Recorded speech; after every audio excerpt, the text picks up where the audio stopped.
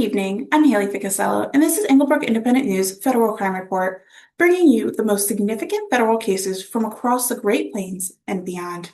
Tonight, a major drug trafficking operations dismantled, violent crimes leaving victims permanently scarred, and disturbing cases involving fraud, firearms, and crimes against children. We begin tonight in Montana. A repeat offender with a history of felony convictions is now heading to federal prison for nearly a decade after being caught twice with drugs and firearms. 38-year-old Christopher Michael Wright of Wyoming was sentenced to 118 months in federal prison following by 5 years of supervised release.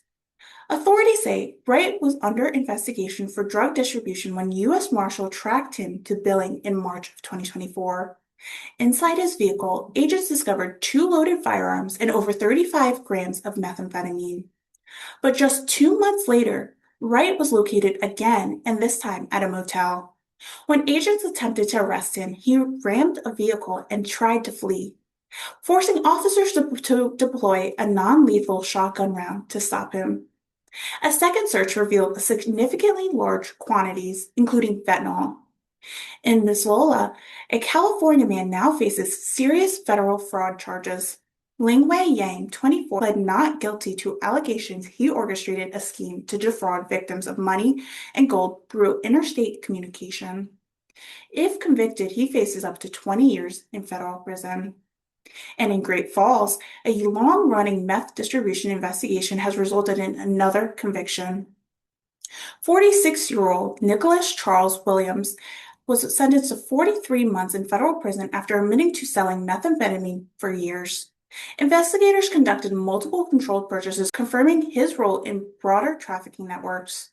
From repeat offenders to organized drug pipelines, federal authorities continue to target narcotic distributions across Wyoming and Montana. But in South Dakota, a violent crash leaves a victim fighting for his life. A reckless decision on a rural highway has led to devastating consequences. Jose Germandes, 40, of Martin, South Dakota, was sentenced to over 5 years in federal prison for a head-on collision that severely injured an elderly man. Prosecutors say Germandes attempted to pass on a hill in a no-passing zone while speeding, striking the victim's vehicle head-on. The victim suffered spinal injuries, facial fractures, and multiple surgeries. After the crash, Germandes discarded alcohol from his vehicle, later admitted he was hungover at the time of the collision. In Sussex Falls, a complex financial operation tied to drug trafficking has led to another federal sentence. Gregory Henderson, 63, was sentenced to 5 years in prison for laundering money tied to a multi-state methamphetamine operation. Authorities say Henderson helped move drug proceeds electronically to conceal the origin. The broader organization trafficked approximately 200 pounds of methamphetamine and laundered over $700,000, resulting in 13 federal convictions. From violent crimes to financial networks fueling drug distribution, federal prosecutors say these cases highlight the full scope of criminal enterprises operating in this region. Next, indictments in Kansas targeting drugs, firearms, and illegal re-entry. A Kansas pharmacist is now facing federal charges accused of abusing his position to obtain controlled substances. 33-year-old Logan Marshall Abbott allegedly took prescription drugs including Adderall, Ritalin, and oxycodone without authorization. The DEA is leading the investigation. Additional indictments out of Wichita include a suspected charge with meth distribution and firearm possession tied to drug trafficking, multiple individuals charged with illegally re-entering after deportation, and convicted felon accused of illegally possessing a firearm. Federal authorities say these indictments reflect the ongoing push to dismantle drug networks and enforce immigration and firearm laws across Kansas. Now to Texas, where some of the most disturbing cases this month have been emerged. In Corpus Christi, a deeply disturbing case involving a child has led to federal guilty plea.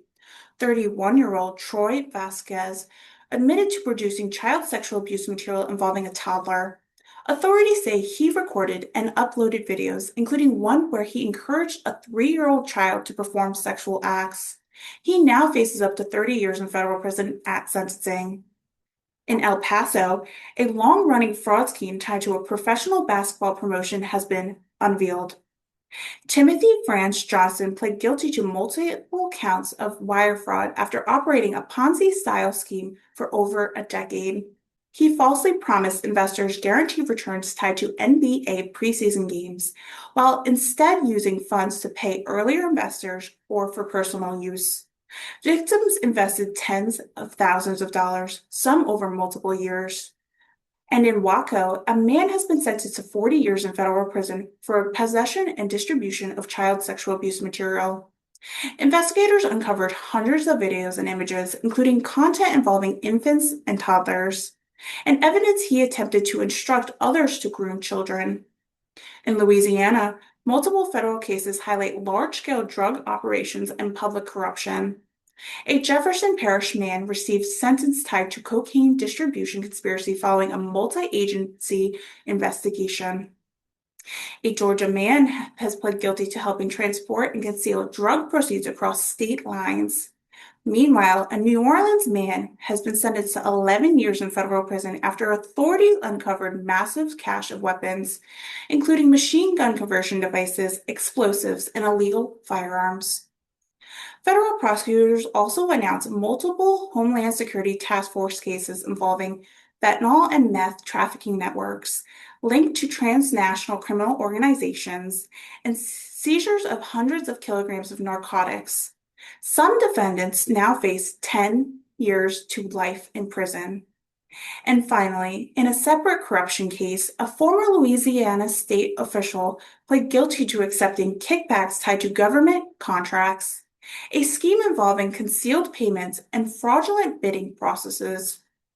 From violent offenses to drug trafficking to financial fraud and crimes against children, these cases represent the ongoing effort of federal authorities to prosecute offenders and disrupt criminal networks across the United States.